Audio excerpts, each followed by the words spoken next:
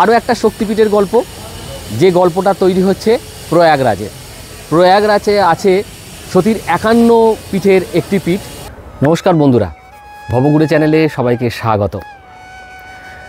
প্রয়াগরাজের মহাকুম্ভের পর্বের ভিডিও আপনারা দেখছেন। এই ভিডিওটার বিষয় বলার আগে আপনাদের বলি, আপনাদের অনেক ধন্যবাদ। আমার 40,000 সম্পূর্ণ হয়েছে। আমি চলেছি, জার্নি শুরু করেছি এবার 50,000 সাবস্ক্রাইবারদের জন্যে। যারা আমার ভবঘুরের সদস্য হলেন তাদের অশেষ ধন্যবাদ। আমার ভিডিও তারা দেখুন, আমাদের পরবর্তী ভিডিওগুলো অবশ্যই সবাই দেখবেন, সবাই মন্তব্যও করুন কীরকম লাগছে, সবাইকেই বলবো। আর কী ধরনের ভিডিও করলে আপনাদের ভালো লাগবে সেটা অবশ্যই জানাবেন।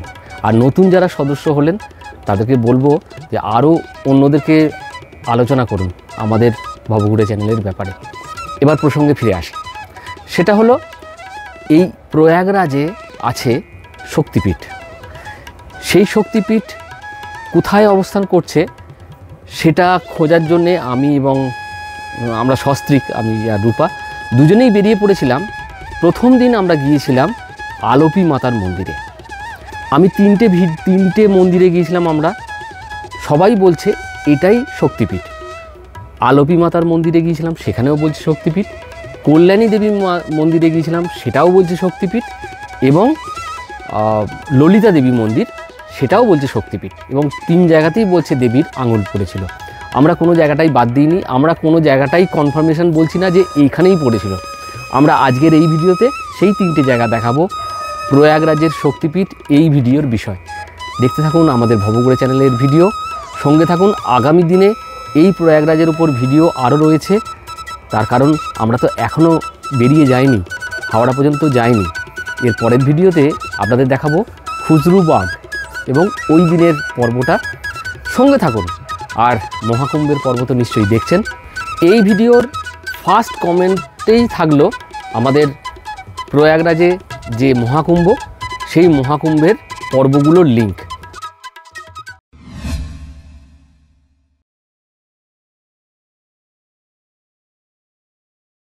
আমরা চলে এসেছি ললিতা দেবীর মন্দিরে। এই হচ্ছে মিরাপুর।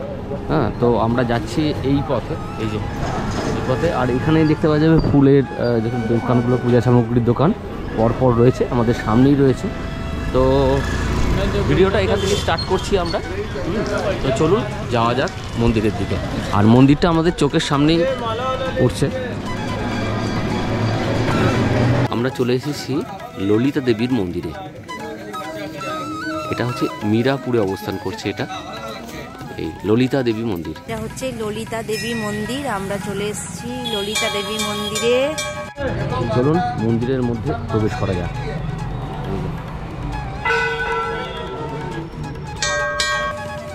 এবার মন্দিরের ভেতর প্রবেশ করব।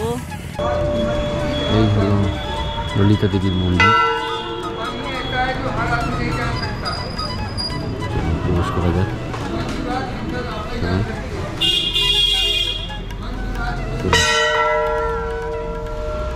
এখানে একটা হনুমান মন্দির আছে,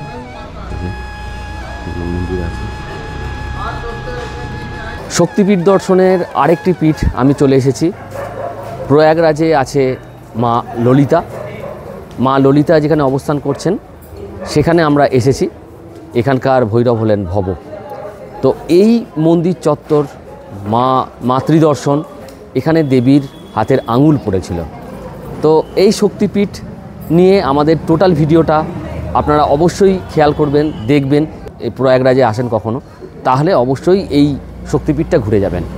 খুব কাছেই, মাত্র প্রয়াগরাজ স্টেশন থেকে মিনিট 15 রাস্তা। পীঠ নির্ণয় তন্ত্র অনুযায়ী প্রয়াগরাজে যে শক্তিপীঠ আছে সেটা হলো 21তম শক্তিপীঠ। আমি এখন যেখানে দাঁড়িয়ে আছি সেটা হলো ললিতা দেবীর মন্দির। ললিতা দেবী সম্বন্ধে পুরাণের একটা গল্প আছে। গল্পটা এই ফাঁকে বলে নিই। ভণ্ডাসুর নামে এক দৈত্য ছিলেন। সে শিবের বলে বলিয়ান হয়ে স্বর্গ আক্রমণ করে। সে দেবীর ইন্দ্রিয়াণীকে হরণ করার চেষ্টা করে। তিনি মাতা পার্বতীর নিকট আশ্রয় নেন। পার্বতীর নিকট ভণ্ডাসুর পৌঁছে যায়। যেহেতু সে শিবের বলে বলিয়ান, সে অন্যদের বাধ্য নয়। পার্বতী কোনো ক্রমে ইন্দ্রিয়াণীকে রক্ষা করেন। ভণ্ডাসুরের অত্যাচার আরও বেড়ে যায়।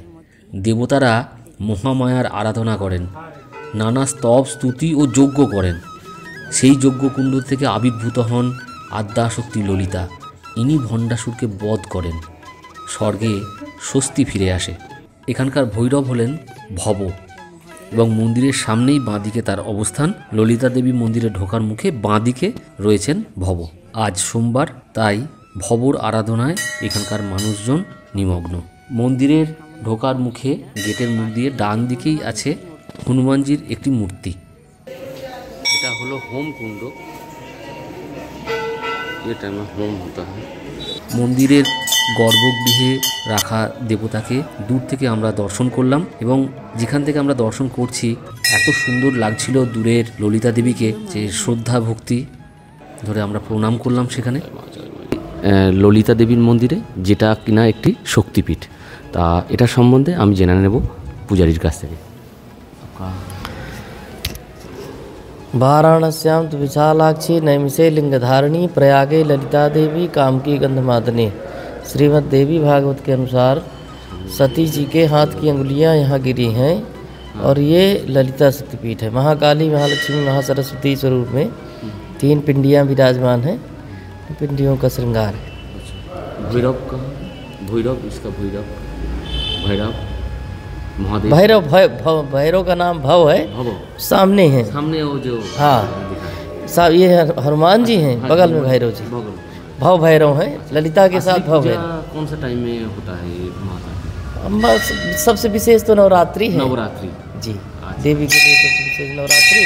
और एक यहाँ वैशाख कृष्ण पक्ष की अष्टमी को मेला लगता है। अच्छा जी, कहा जाता है कि पांडवों ने उस दिन पूजन किया था। हाँ, उसी के उपलक्ष्य में आज भी वैशाख अष्टमी का मेला यहाँ लगता है। अच्छा जी। ये देवी का कौन सा ये गिरा है? ये फिंगर জি। তো এই ললিতা দেবীর মন্দিরে এইটুকু জানতে পেরে আপনাদেরকেও ইয়ে করলাম। মা জয় মা, জয় মা ললিতা দেবী। ধন্যবাদ। नमस्ते नमो नमः, जय हो माँ।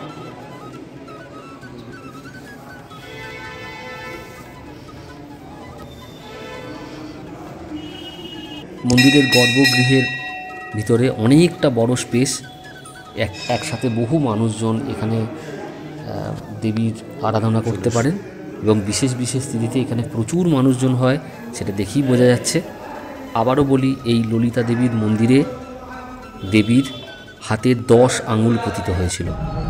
যারা প্রয়াগরাজে আসবেন অবশ্যই তাদেরকে বলবো সাইড সিন আরও অন্যান্য জায়গা অবশ্যই ঘুরবেন, কিন্তু এখানে যে শক্তিপীঠ, সেই শক্তিপীঠগুলো অবশ্যই দর্শন করবেন।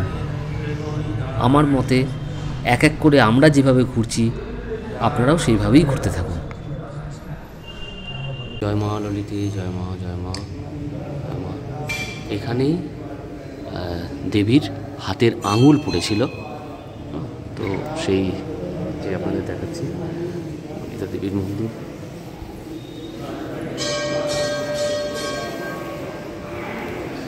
বেশ সুন্দর পরিচ্ছন্ন একটি মন্দির এলাহাবাদে।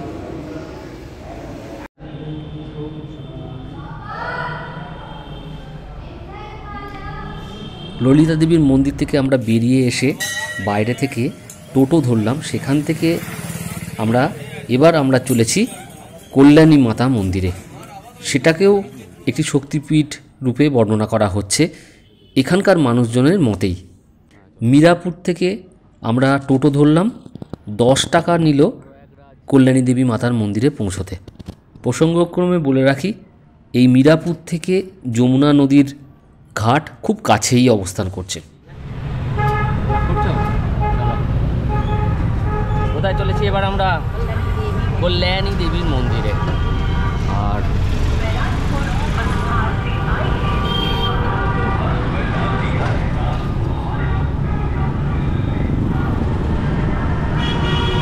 আমরা টোটো করে চলে এলাম ললিতা দেবী মন্দিরের দিক থেকে, এই দিক থেকে প্রয়াগরাজে। আর যাচ্ছি আমরা, এই যে দুজনে বেরিয়েছি। আর আমরা যাচ্ছি কোথায়? এই যে এই গেট ধরে এবার আমরা ঢুকবো মন্দিরের আরেক শক্তিপীঠ কল্যাণী দেবীর মন্দিরের উদ্দেশ্যে আমরা যাচ্ছি। এই হচ্ছে কল্যাণী দেবীর মন্দিরের গেট। চলুন যাওয়া যাক সেদিকেই। हाँ दूध और क्रीम से, हाँ ये मक्खन मलाई। अच्छा এই মন্দিরে ঢোকার মুখে দেখতে পেলাম মাখন মালাই। চলো আর একবার সামনে থেকে দেখিয়ে দিই জিনিসটা।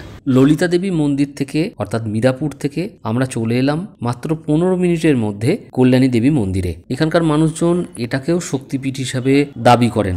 চলো মন্দিরে প্রবেশ করা যাক। এবং সেই দাবিদার হিসাবে এখানেও নাকি বলেন যে এখানে দেবীর 10 আঙুল পতিত হয়েছিল। আমরা এক এক করে মন্দিরের চারিদিকটা ঘুরে দেখব এবং যেটা দেখতে পেলাম যে এখানকার পূজারীর সাথে আমাদের কথা হলো সেইটা আপনাদের আমি শোনাচ্ছি। তার আগেই দেখে নিন মন্দির চত্বর, মন্দিরের আভ্যন্তর ভাগ, বিভিন্ন দেবদেবী রয়েছে এখানে সেসবগুলো।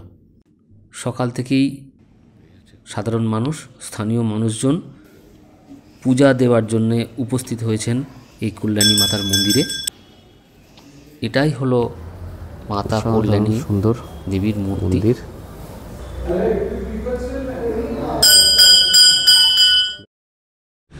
আমি দাঁড়িয়ে আছি এখন কল্যাণী দেবীর মন্দিরে। এই হচ্ছে মা কল্যাণী মা। এই শক্তিপীঠের একটি পীঠ হলো এই মা কল্যাণী। তো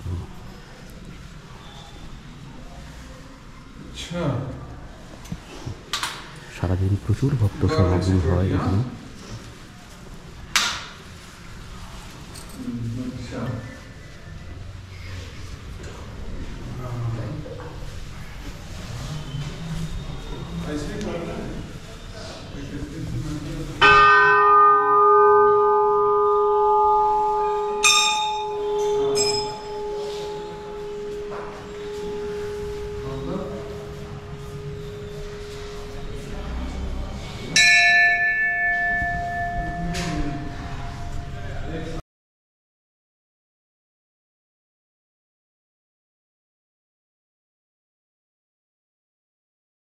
আমি दाঁড়িয়ে আছি कल्याणी माए मंदिरे।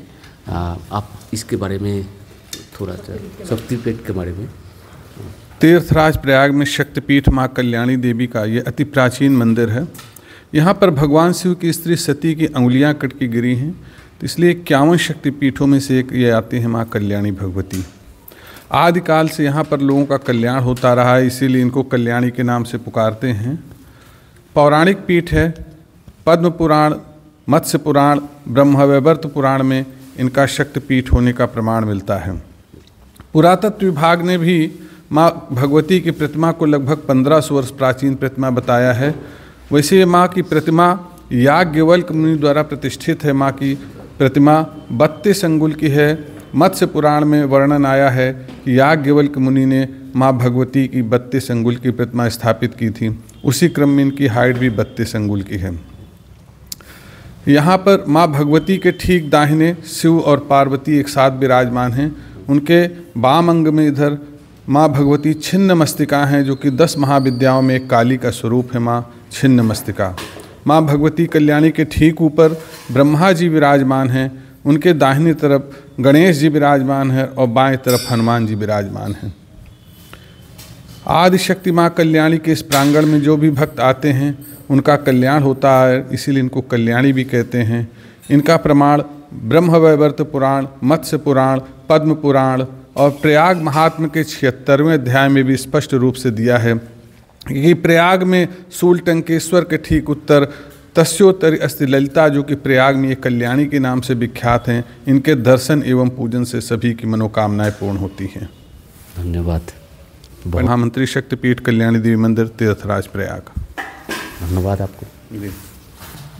এই হলো সেই মাতৃমূর্তি। সারাদিন ধরে এখানে প্রচুর ব্যস্ত মানুষজন, ভক্ত সমাগম হয়ে থাকে।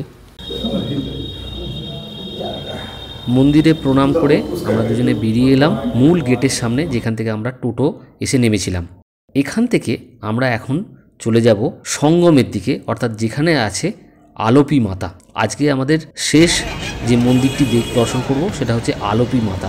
সেটাকেও এখানকার স্থানীয় মানুষ শক্তিপীঠ হিসেবে দাবি করেন। চুঙ্গি নামক জায়গাটিতে নেমে যে শক্তিপীঠ দর্শনে আমরা এখন এসেছি সেটা হলো আলোপী মাতার মন্দির।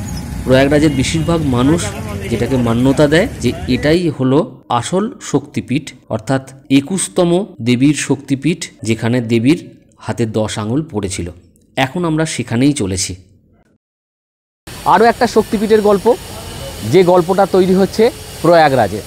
প্রয়াগরাজে আছে সতীর 51 পীঠের একটি পীঠ, যা এই আলোপি দেবীর মাতার মন্দির। সঙ্গে থাকুন, এই আলোপি মাতা মন্দির দর্শন করুন আমার এই ভবঘুরে চ্যানেলের মধ্যে দিয়ে। রাস্তার দিক থেকে এলে এটা হচ্ছে মেন গেট। মেন গেট দিয়ে ঢুকে ডান দিকে পড়বে এই বটবৃক্ষ, তার পাশেই নাট মন্দির, আর এই হলো আলোপি মাতার মন্দির। এটা চুঙ্গিতে অবস্থান করছে, প্রয়াগরাজে চুঙ্গি নামক জায়গাটিতে। টোটাল মন্দিরে সংস্কারের কাজ চলছে, কিন্তু মানুষজন আসার খামতি নেই, কারণ এটা একটা শক্তিপীঠ। মন্দিরের ভেতরে সর্বত্র কাজ চলছে, রিকনস্ট্রাকশনের কাজ চলছে। এখানে বেশ কিছু পূজা সামগ্রী কেনার ডালির দোকান রয়েছে গেটের মুখে ঢুকেই বাঁদিকে, এবং ভিতরেও রয়েছে বেশ কয়েকটি পূজা সামগ্রী কেনার দোকান। এটা হলো ধুনিকুণ্ড।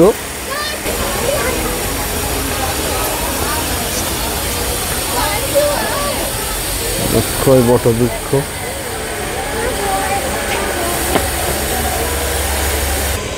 মন্দির এরিয়াটা অনেক বড় জায়গা জুড়ে এই মন্দির এরিয়া।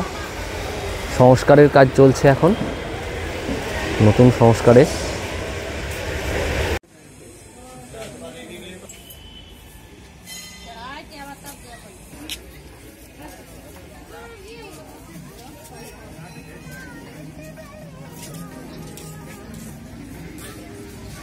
এটা হলো আলোপি দেবী মন্দিরের অভ্যন্তর ভাগ।